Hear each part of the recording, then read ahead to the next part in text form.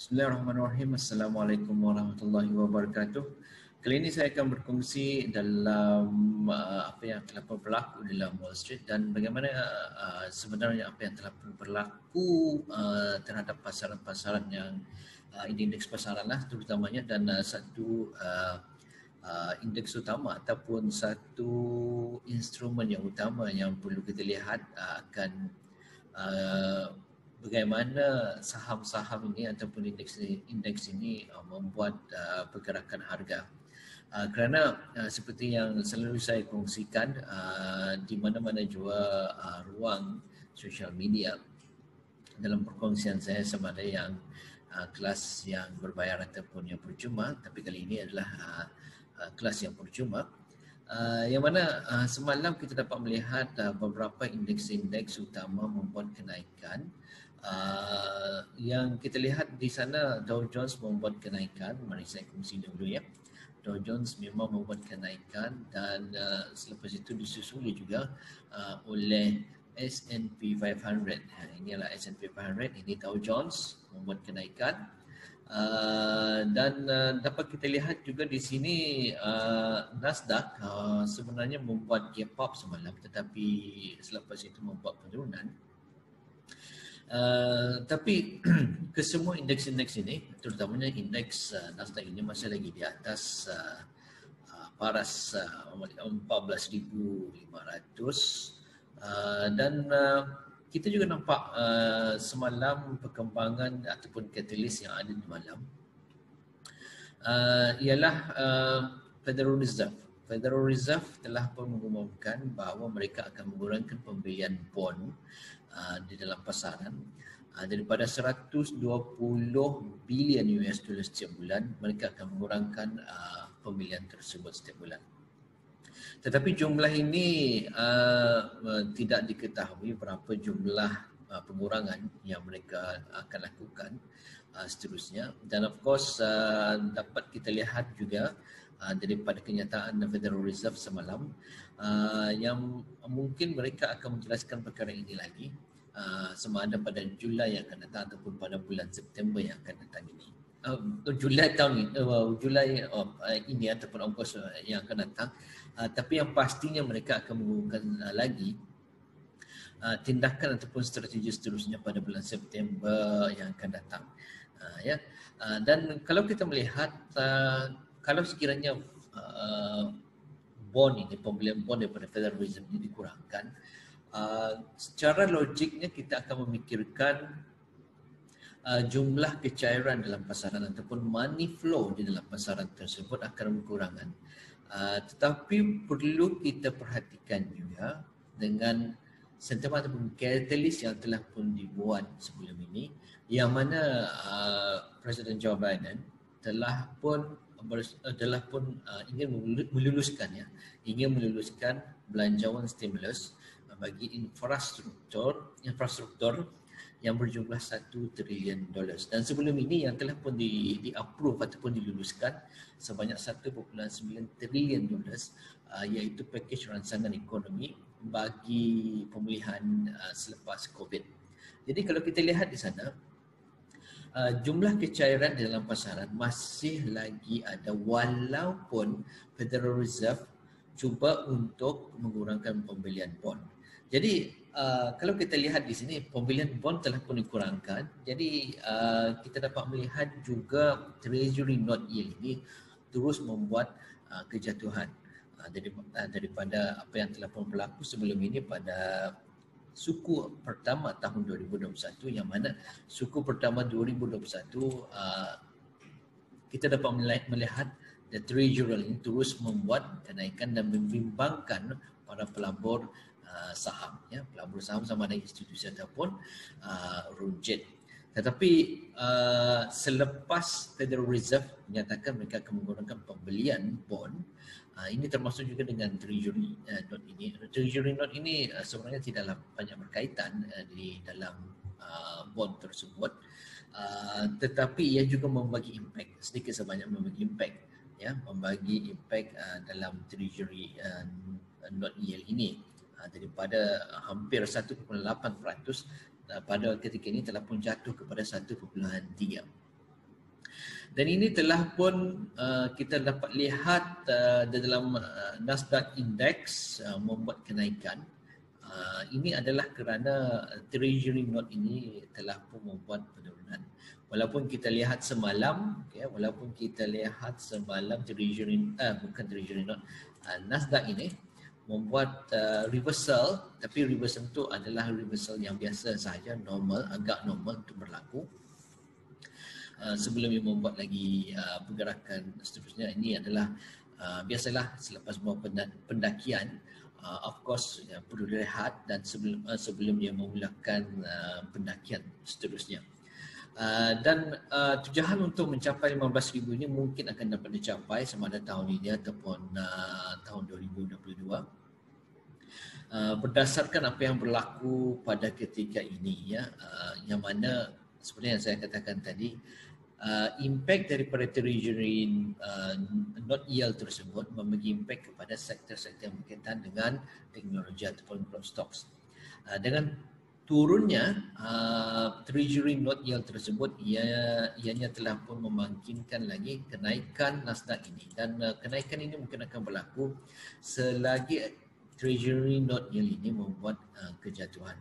Dan salah satu juga katalis ataupun katalis lah yang ada pada masa ini ialah dengan adanya Delta variant yang mungkin akan melembabkan sedikit pemulihan ekonomi ini, dan ia mungkin tentunya akan menjejaskan lagi kepada negara-negara yang belum lagi rancak mengadakan program vaksinasi kepada rakyatnya, dan ini adalah satu pemangkinlah kepada teknologi, sektor-sektor yang berkaitan dengan teknologi untuk minat belian, demand terhadap saham-saham tersebut akan lebih diminati dan teknologi memainkan peranan penting untuk mengawal pandemik ini. Segala penyelidikan dalam perubatan juga amat penting, dan di sinilah kita dapat melihat Nasdaq ini mungkin akan terus membuat kenaikan. Dan sekali lagi, kalau tuan-tuan dan puan-puan pernah melihat apa yang telah pun saya kongsikan pada awal tahun ini ataupun pada penghujung tahun lepas, yang mana sektor-sektor utama yang perlu kita lihat ialah motivasi teknologi dan perubatan serta infrastruktur. Jadi inilah patut kita lihat, sektor-sektor yang patut kita lihat. Dan kalau kita lihat pun selain daripada Nasdaq komposisi ini ataupun sektor-sektor yang berkaitan dengan teknologi, kita juga dapat melihat adanya kenaikan yang dibuat dalam Dow Jones dan juga S&P 500 oleh kerana adanya stimulus package yang telah pun diluluskan untuk infrastruktur dan juga yang lain-lain lagi berkaitan dengan semuanya berkaitan dengan pemulihan ekonomi. Dan sebelum ini pun saya pernah berkongsi dengan tuan-tuan dan puan-puan yang mana sebahagian besar daripada para penganalisa di Wall Street menjangkakan memberi tujuan yang mana S&P 500 ini mungkin akan mencapai paras 5,000, paras 5,000. Pada ketika ini S&P 500 sedang menuju ke paras 4,400. Ini menandakan pemulihan ekonomi itu masih kekal oleh kerana stimulus package yang ada di dalam pasaran lah, dan momen yang telah pun dibuat oleh pihak kerajaannya, terutamanya daripada White House dan of course daripada sokongan daripada Kongres dan juga daripada Senate. Jadi itulah yang perlu kita lihat untuk kita selamat melabur di dalam Wall Street ini. Dan ini yang saya suka sebenarnya apabila saya melabur di dalam Wall Street, yang mana keadaan-keadaan yang ada pada masa ini, sentimen katalis yang ada pada masa ini memberikan peluang yang banyak untuk kita meraih keuntungan di dalam pasaran saham, sama ada di S&P 500 ataupun di Nasdaq. Dan kalau tuan-tuan dan puan-puan perasan pun, sejak S&P 500 ini Okay, sejak S&P 500 ini mula membuat kenaikan, okay, breakout sebenarnya, membuat breakout pada bulan Ogos yang lalu. Okay. Setelah semasa dia membuat breakout sebenarnya di sini ya. Pada bulan Ogos yang lalu, di sini adalah sekitar bulan Julai di sini, dan Ogos dia telah pun breakout sebenarnya. Sebenarnya breakout di sini ya, breakout kat sini. Pada bulan Ogos hingga kini, okay, banyak telah pun dalam pasaran sebenarnya di Wall Street banyak yang telah pun menjadi jutawan sebenarnya, dan jutawan ini berjumlah hampir 100,000, kalau tidak silap saya hampir 130,000 orang jutawan baru telah pun dicipta dalam pasaran semenjak S&P 500 membuat all time breakout 52 week high inilah. Okay, 52 week high ataupun all time high ini ya, all time high. 50 week high somewhere around here sebenarnya, somewhere around here. Yeah, somewhere around here. So ialah dalam bulan Ogos tersebut lah. Okay, dalam bulan Ogos tersebut, dan semenjak S&P 500 ini melepasi ruang rintangan 52 week high di sini ni, lebih daripada 100,000 orang jutawan baru telah pun dicipta di Wall Street hingga kini lah. Okay, hingga kini. So peluang sebenarnya amat banyak untuk kita meraih keuntungan ini. Dan kalau kita perasan pun sebenarnya kenaikan yang telah pun berlaku ini sejak bulan Ogos tahun lalu hingga kini, jumlah nilai dagangan yang telah pun didaftarkan di dalam pasaran Wall Street ini melebihi 6 trilion US dollar. Dan daripada 6 trilion US dollar itu, seperti yang saya katakan tadi, lebih 100,000 orang jutawan telah pun diciptalah. So peluang sebenarnya masih luas lagi dan besar lagi untuk kita meraih kejayaan di dalam Wall Street ini. Terpulanglah kepada kita sama ada kita hendak memilih Wall Street ataupun sebaliknya.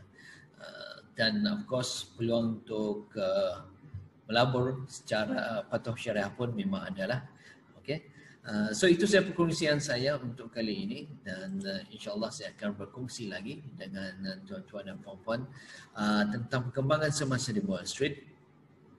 Dan insyaAllah kalau tidak ada halangan, saya akan berkongsi lagi dengan tuan-tuan dan puan-puan pada hari Jumaat ini ataupun hari Sabtu yang akan datang ini mengenai dengan apa yang telah berlaku di Wall Street, dan mungkin saya akan mengadakan lagi wawancara dengan beberapa orang pelabur-pelabur, traders, dan juga mungkin ahli-ahli perniagaan yang berkecimpung dalam pasaran global. Itu saja perkongsian saya. Make sure tuan-tuan dan puan-puan subscribe kepada YouTube channel saya ini. Dan like my YouTube untuk saya berkongsi dengan lebih banyak lagi tentang pasaran Wall Street. Sekian, terima kasih dan Assalamualaikum, dan jumpa lagi insya-Allah taala. Okay, alright. Okay, terima kasih tuan-tuan. Jumpa lagi.